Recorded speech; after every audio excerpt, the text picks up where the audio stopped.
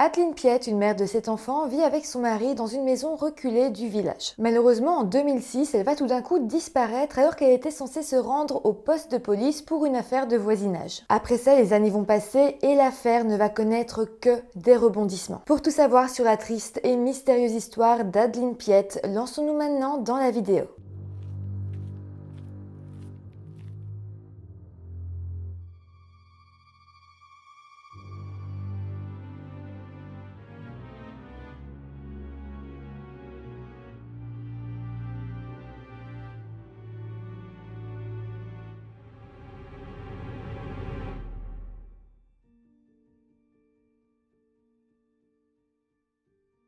Hello tout le monde, j'espère que vous allez bien. Aujourd'hui, je vous reviens avec une affaire française. Ça fait un petit peu longtemps que je n'avais pas parlé d'une affaire qui se passait en France. Et celle-ci, je l'ai trouvée en fait en écoutant un podcast de On te la raconte. J'ai trouvé très intéressante. J'ai après cherché un petit peu plus d'informations. Et bizarrement, j'ai trouvé qu'il y avait eu des reportages effectivement sur cette affaire. Mais ces reportages étaient tous mis en privé sur YouTube, Dailymotion, Vimeo. Donc tout ce qui nous restait, c'était des articles de journaux de l'époque et puis le très bon podcast dont je la raconte que je vous mets aussi dans la description. Comme ça, si vous avez envie d'aller l'écouter, il est très bien fait aussi. Avant de commencer cette vidéo, j'ai une grosse annonce à vous faire quand même. Avec Sean, donc mon fiancé et le monteur de la chaîne, on a décidé de vous faire une petite surprise. Ça fait longtemps qu'on n'avait pas fait d'événements sur la chaîne et comme vous le savez, je repars au Canada bientôt. Juste avant, j'étais aux États-Unis et là, on est un petit peu dans un point mort où on reste sur place. On avait un petit peu le temps, donc on a décidé de vous faire plaisir. Et à partir du 1er avril jusqu'à fin avril, on va vous sortir pendant tout un mois une vidéo par jour. On espère vraiment que ça va vous faire plaisir. On travaille énormément pour pouvoir faire ça et on a très hâte d'arriver au mois d'avril pour qu'on puisse se retrouver absolument tous les jours. Ça va être chouette, je pense. Enfin voilà, maintenant que tout ça est dit, je vous rappelle aussi de vous abonner à la chaîne si ce n'est pas encore fait parce que encore une fois, comme je le dis, c'est énormément de travail et à chaque fois que quelqu'un s'abonne, à chaque fois qu'il y a un nouvel abonné, ça nous fait énormément plaisir et ça nous encourage à continuer. Donc voilà, n'hésitez pas si vous ne l'êtes pas encore. Et maintenant que tout ça est dit, lançons-nous dans la vidéo. Nous sommes en 2006.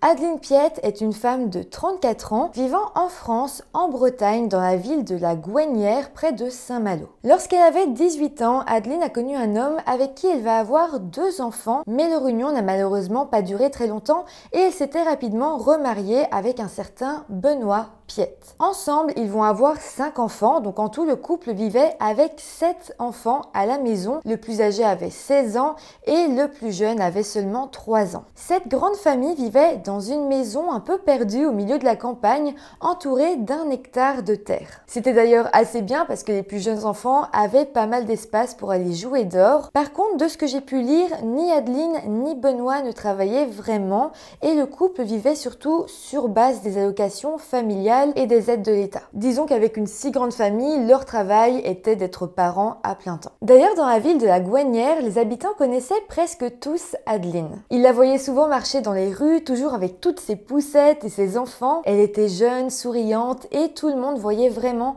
qu'elle aimait énormément ses enfants. Par contre, on va quand même pas se le cacher, les gens avaient un petit peu pitié d'elle parce qu'elle était fort jeune, elle n'avait pas énormément d'argent, beaucoup d'enfants, elle n'était pas dans une très bonne situation et disons que ça se voyait un petit peu. Aussi, il faut savoir qu'en 2006, les choses n'allaient plus vraiment très bien pour le couple d'Adeline et de Benoît qui était en fait en pleine instance de divorce. Ils vivaient toujours ensemble pour le moment, mais disons que leur relation était assez froide et qu'ils s'efforçaient simplement de cohabiter en attendant. J'y reviendrai plus tard, mais Benoît était sur le point de trouver un nouvel endroit où habiter. Mais plongeons-nous dans la journée du samedi 1er juillet 2006. Ce jour-là, la police va en fait se rendre à la porte de la famille Piette pour leur dire qu'une plainte a été déposée contre eux. En fait, c'était les voisins qui s'étaient plaints à la police que le chien de la famille Piette venait souvent dans leur terre voler les poules et les œufs du poulailler et donc ça les avait un petit peu embêtés et ils avaient évidemment déjà essayé de discuter avec Adeline, mais Adeline s'était énervée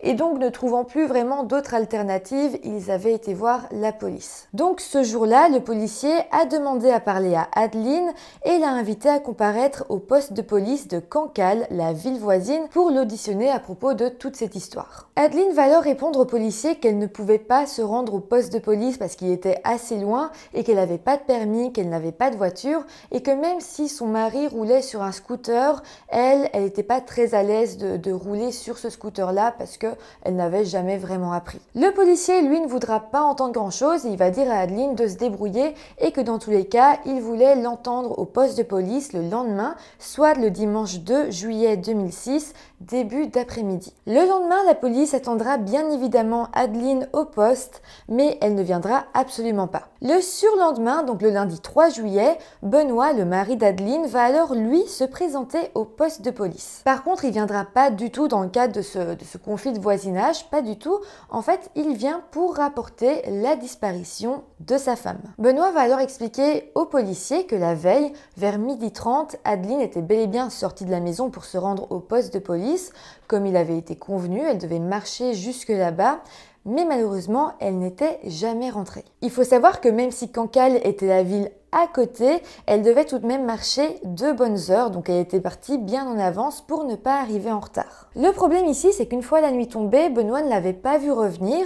Il s'était alors un petit peu inquiété, mais il avait décidé d'attendre le lendemain au cas où elle réapparaîtrait. Mais là, lorsque le lundi matin, elle n'était toujours pas rentrée, il avait alors décidé d'aller au poste de police pour essayer de comprendre où était sa femme. Mais là, lorsque Benoît va comprendre qu'Adeline n'était jamais arrivée la veille jusqu'au poste de police, lui et les policiers vont immédiatement se dire que quelque chose n'allait pas. Le policier va alors demander à Benoît s'il avait une idée de ce qui aurait pu arriver à sa femme et Benoît va dire qu'il ne fallait pas s'inquiéter pour la vie d'Adeline, qu'elle était simplement partie et il en était sûr, elle était partie pour rejoindre son amant. En fait, à partir de là, Benoît n'était plus vraiment inquiet, il avait plutôt l'air énervé et il disait aux policiers « Elle m'a laissé avec les 7 enfants et elle est partie rejoindre son amant, elle a disparu comme ça. » Mais bon, les policiers de leur côté, heureusement, vont pas directement croire Benoît, ils vont se dire que c'est quand même un petit peu étrange qu'une mère de famille parte comme ça un beau jour en laissant ses 7 enfants derrière elle, donc ils vont quand même décider de s'intéresser un peu plus à cette affaire. En fait, ils se disent que si Adeline avait bel et bien voulu rejoindre un amant, elle n'aurait jamais laissé ses enfants et les aurait pris avec elle. Donc là, les enquêteurs se disent qu'ils vont attendre 48 heures et si jamais Adeline n'était toujours pas revenue à ce moment-là, ils lanceraient un avis de disparition officiel. Je précise qu'aujourd'hui, on n'attend plus 48 heures si quelqu'un disparaît. Évidemment, on sait maintenant que c'est les premières heures après une disparition qui sont les plus importantes, donc attendre 48 heures, c'est totalement irresponsable, mais disons qu'à l'époque, c'était la procédure. Nous avançons donc jusqu'au mercredi 5 juillet et là, Adeline n'est évidemment toujours pas rentrée chez elle. Les enquêteurs vont alors tout doucement pencher vers la possibilité d'un acte criminel et évidemment, si quelqu'un s'en serait pris à Adeline, il est fort possible que ce soit son mari. D'ailleurs, très rapidement, un mobile va même se dessiner. Comme je vous l'ai dit, Benoît et Adeline étaient en instance de divorce et selon Benoît, Adeline avait un amant qu'elle aimait et elle ne voulait donc plus rester avec lui. Une séance au tribunal avait déjà eu lieu pour le divorce et le juge avait alors donné la garde des enfants à Adeline, qui était selon lui le parent le plus apte à s'occuper des 7 enfants, mais aussi il a été jugé qu'Adeline pouvait garder la maison familiale. On peut donc imaginer que Benoît avait très mal vécu tout ça,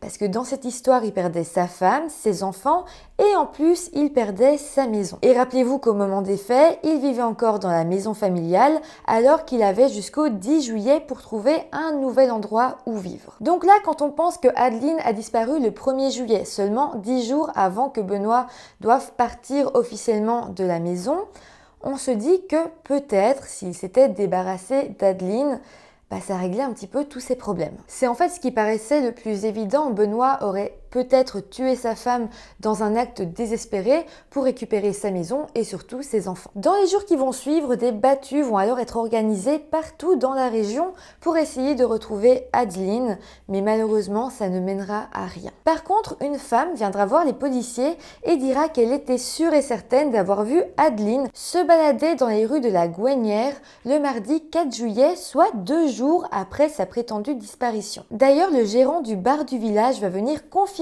ce témoignage en disant que le mardi 4 juillet, Adeline était venue chez lui pour lui acheter des cigarettes. Donc là, c'était quand même assez troublant pour les policiers. Il y a une nouvelle piste qui est arrivée. Peut-être qu'Adeline aurait finalement disparu de son plein gré.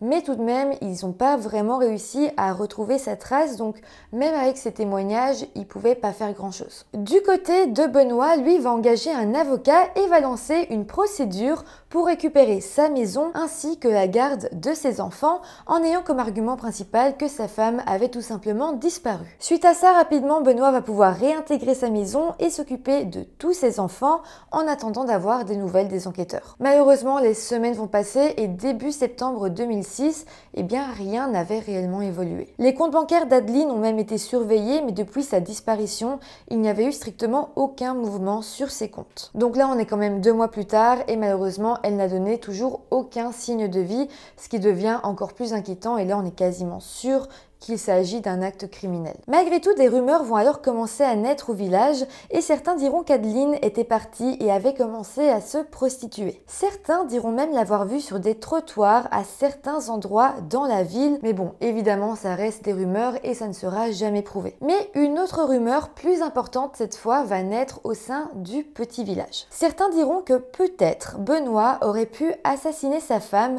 et l'enterrer dans son jardin. D'ailleurs, des voisins diront même avoir aperçu Benoît creuser un trou à l'arrière de sa maison. Comme je vous l'ai dit, c'était aussi l'hypothèse des enquêteurs, ils travaillaient là-dessus, mais évidemment, ils n'avaient pas vraiment envie que Benoît sache à ce moment-là qu'il était le principal suspect. Parce que évidemment, si Benoît apprenait qu'il était le principal suspect, il est fort possible qu'il parte dans un autre pays, qu'il détruise encore plus de preuves.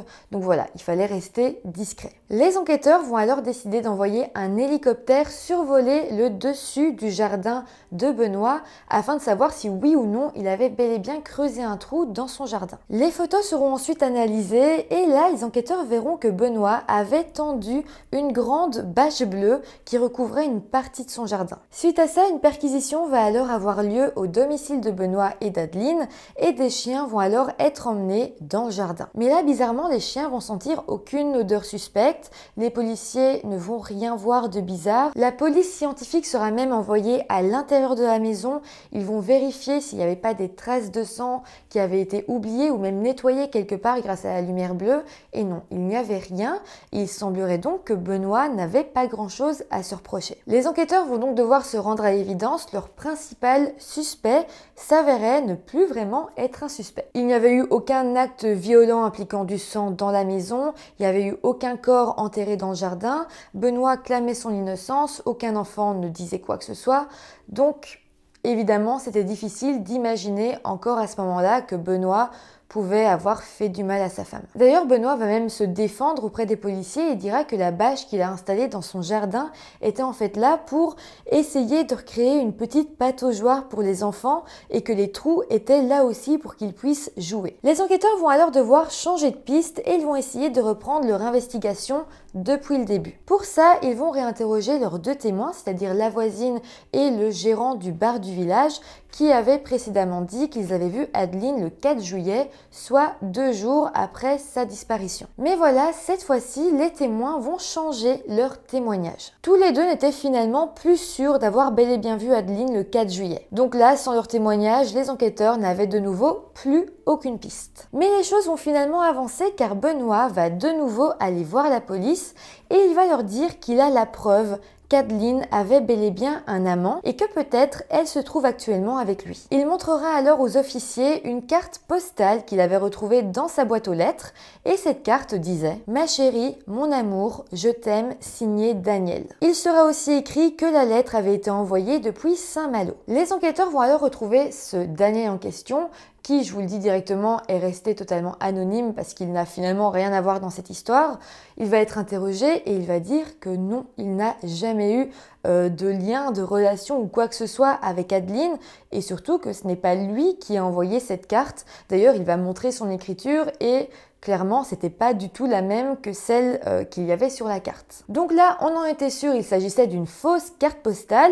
Et d'ailleurs, une voisine de Benoît va se rendre à la police et dira qu'elle a entendu une conversation entre Benoît et l'une de ses filles. Et dans cette conversation, Benoît donnait une lettre à sa fille et lui demandait d'aller poster la lettre en ville pour lui. On va donc comparer l'écriture de Benoît et l'écriture retrouvée sur cette carte postale. et il s'agissait de la même écriture. C'était donc confirmé par les policiers, Benoît avait fabriqué cette fausse preuve. Suite à ça, le 8 novembre 2011, Benoît sera placé en garde à vue et en plein interrogatoire, il avouera qu'il y a 10 ans de ça, il était alcoolique et qu'à ce moment-là, il lui arrivait effectivement d'être violent avec sa femme. Il dira même qu'un jour, en étant très alcoolisé, il s'était énervé contre elle et l'avait serré très violemment au niveau du cou. On ne sait pas trop pourquoi d'un coup il a commencé à dire tout ça, mais en tout cas, il a fini par dire que là, ça faisait 9 ans qu'il était sobre, qu'il n'avait pas rebu une goutte d'alcool et que par la même occasion, il n'était plus du tout violent. Donc par là, on imagine qu'il essayait de dire aux policiers que oui, il avait des fois était violent avec sa femme, mais ce n'était plus le cas au moment des faits. Mis à part ça, pendant cet interrogatoire, Benoît va aussi détailler le planning de sa journée le 1er juillet 2006, donc jour de la disparition. Il dira que le matin, il était en fait parti chez son cousin pour regarder un match de foot. Il avait pris avec lui l'un de ses fils et en repartant, il avait laissé son fils chez son cousin pour qu'il dorme chez lui. Il dira ensuite être rentré vers 11h30 et s'être disputé avec Adeline, car justement il avait laissé son fils dormir ailleurs sans la prévenir. Et puis juste après ça, Adeline serait partie à pied pour rejoindre le poste de police de Cancale, mais malheureusement après ça, elle n'était jamais revenue comme vous le savez, et Benoît, lui de son côté, s'était inquiété, avait passé la nuit, puis le lendemain avait été au poste de police. Donc rien d'incriminant en soi, et après cet interrogatoire, Benoît va être libéré. Mais quelques semaines plus tard, Benoît va de nouveau faire parler de lui parce qu'il va retourner au poste de police et dira que cette fois, il sait pourquoi sa femme a disparu, qu'il a trouvé une nouvelle preuve. Il expliquera qu'à l'âge de 3 ans, Adeline avait en fait été adoptée et que justement, depuis sa disparition, son dossier de la DAS avait disparu. Donc, selon Benoît, Adeline aurait pu fuguer dans le but de retrouver ses parents biologiques. Les enquêteurs vont vite se rendre compte qu'Adeline avait effectivement été adoptée par les époux Le Marié,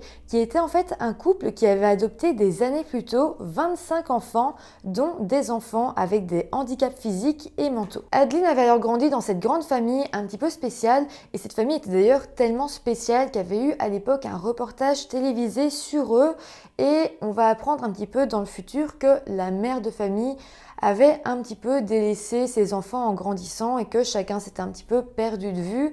Donc on peut imaginer par là qu'Adeline avait grandi sans vraiment avoir de racines. Donc en sachant ça, les enquêteurs se disent qu'effectivement c'est une possibilité qu'Adeline, étant maintenant en plus mère de famille, ait eu envie de retrouver sa famille biologique. De toute façon, ça faisait 6 mois que les enquêteurs n'avançaient plus, donc dans tous les cas c'était une nouvelle piste à explorer, donc ils ont saisi l'occasion. Ils vont alors rapidement retrouver la trace des parents biologiques d'Adeline et malheureusement ils diront aux policiers n'avoir jamais été contactés par Adeline, donc là, cette piste va un petit peu tomber à l'eau parce que ils étaient quand même facilement retrouvables et si Adeline était partie depuis 6 mois dans le but de les retrouver, on pense quand même qu'elle aurait fini par au moins les appeler, leur envoyer une lettre ou sonner à leur porte. Benoît va alors montrer une immense tristesse car il était à peu près sûr d'avoir trouvé la réelle raison du départ de sa femme. D'ailleurs, beaucoup d'habitants du village vont finir par être assez touchés par la situation de ce pauvre homme qui se retrouvait maintenant seul à élever ses 7 enfants sans même pouvoir leur dire où se trouvait leur mère. Malheureusement, les années vont ensuite passer sans que rien ne bouge dans cette enquête, mais en 2008, le témoignage de l'un des enfants d'Adeline et Benoît va venir bouleverser l'enquête. En fait, à cette époque, les policiers avaient eu l'idée de réinterroger un par un chacun des enfants au cas où peut-être il se rappellerait de nouvelles choses. Un des enfants dira alors que la nuit du 1er au 2 juillet, il avait clairement entendu ses parents se disputer et qu'à un moment donné, il avait entendu sa mère crier « Arrête !» et après ça, plus rien. Ce qui est d'ailleurs assez troublant, c'est que de ce qu'on sait, Adeline aurait disparu le 1er juillet vers 12h30, en tout cas entre 12h30 et 14h, sur le chemin entre sa maison et le poste de police. Or, cet enfant a entendu ces disputes dans la nuit du 1er au 2 juillet, donc là où Adeline était déjà censée avoir disparu. Le plus grand fils d'Adeline va lui aussi être interrogé et dira quelque chose de très troublant. Je vous rappelle simplement que comme il s'agissait du plus grand fils d'Adeline, Benoît n'était pas son père mais son beau-père. Il expliquera alors qu'un soir, bien après la disparition de sa maman, il avait vu Benoît creuser un trou dans le jardin et puis y faire un feu. Il dira qu'il y avait beaucoup de fumée et une odeur qui était totalement horrible. L'adolescent dira avoir pensé à appeler la gendarmerie, mais qu'au final, il ne l'avait pas fait et qu'il était retourné se coucher pour que Benoît ne le voie pas. En fait, l'adolescent va clairement expliquer qu'il avait une très mauvaise relation avec son beau-père et que son beau-père lui faisait un petit peu peur. D'ailleurs, après la disparition d'Adeline, donc sa maman, Benoît lui avait dit « Toi, tu mériterais de finir comme ta mère ». Imaginez, ça a dû faire un énorme choc à l'adolescent et donc on peut comprendre qu'après ça, il n'a jamais osé appeler la police parce qu'il avait tout simplement peur que Benoît s'en prenne à lui, comme sans doute il s'en serait pris à sa mère. Suite à toutes ces déclarations, le 10 juin 2008, Benoît Piette est de nouveau placé en garde à vue et malheureusement les enfants, eux, seront alors placés en famille d'accueil. Benoît, mis sous pression, va alors revenir sur ses déclarations et va dire aux policiers qu'il a menti. Il dira qu'en fait, il n'était pas sobre le 1er juillet 2006 lorsqu'il est revenu de chez son cousin. En fait, il aurait recraqué et aurait bu des bières avec lui devant le match de football. En plus, il avouera que sur la route du retour, il s'était arrêté dans un bar pour y boire plusieurs verres d'alcool. Les enquêteurs vont évidemment lui dire qu'il ait été sous l'effet de l'alcool ou non, si c'était bel et bien lui qui avait tué sa femme, il irait en prison quoi qu'il arrive. Les enquêteurs vont encore un peu plus lui mettre la pression en disant qu'ils avaient énormément de preuves contre lui et que s'il avouait pas, il allait avoir une plus grande peine encore. Et là, Benoît va craquer et il va dire aux policiers « D'accord, je vais vous dire toute la vérité ». Dans cette nouvelle version, il dira qu'en rentrant chez lui ce jour-là, après avoir été boire, il avait retrouvé sa femme pendue sur une poutre de la maison. Il donnera alors même énormément de détails sur l'état du corps de sa femme au moment où il l'a retrouvée. Donc là, en disant ça, Benoît avoue quand même que depuis toutes ces années, il sait ce qui s'est passé avec sa femme, que c'est bel et bien lui qui s'est débarrassé, ou en tout cas qui a caché le corps.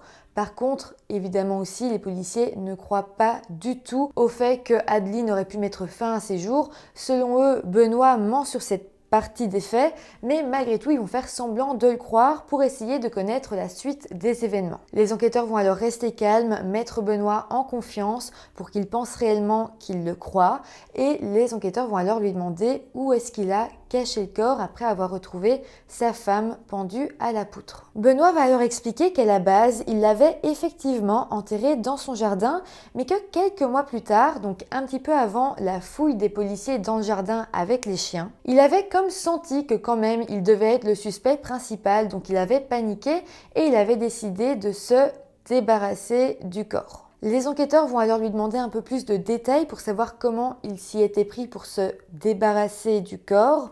Et là, je pense que vous n'êtes pas prêts. Benoît dira qu'il avait voulu incinérer les restes de sa femme, mais pour que personne ne s'en rende compte, il avait tout simplement eu l'idée de brûler les restes d'Adeline dans le barbecue familial. Pendant des jours et des nuits, Benoît a alors fait brûler partie par partie les restes de sa femme jusqu'à ce qu'il ne reste plus que des cendres qu'il jettera simplement à la poubelle. Les enquêteurs se rendront alors chez Benoît qui leur montrera la poutre où, soi-disant, Adeline se serait pendue ainsi que le trou où il avait enterré le corps d'Adeline. À l'intérieur, les enquêteurs y retrouveront alors des petits bouts d'os appartenant à Adeline et suite à ça, la version des faits de Benoît sera confirmée. La version des faits par rapport à comment il a caché le corps, pas du tout par rapport à comment Adeline est décédée, je le précise. Là, c'est comme si on connaissait les trois quarts de l'histoire. On sait que c'est lui qui s'en est pris à Adeline, on sait comment il s'est débarrassé du corps. Par contre, on ne sait pas exactement ce qu'il s'est passé et comment est-ce que Benoît a tué Adeline, ni si c'était prémédité ou non. Par contre, si vous avez des doutes, sachez qu'à ce moment-là, on était sûr et certain qu'il mentait. En fait, lorsqu'il a expliqué aux policiers dans quel état il avait retrouvé le corps de sa femme, ça ne collait pas du tout aux signes qu'on retrouve normalement chez une personne décédée par pendaison. Un médecin avait d'ailleurs écouté son récit et confirmera que tout ce qu'il disait était faux, donc je vous dis, à ce point-là, on était sûr que Benoît mentait. Un psychiatre va alors avoir plusieurs séances avec Benoît et il dira qu'il était totalement apte à subir son procès.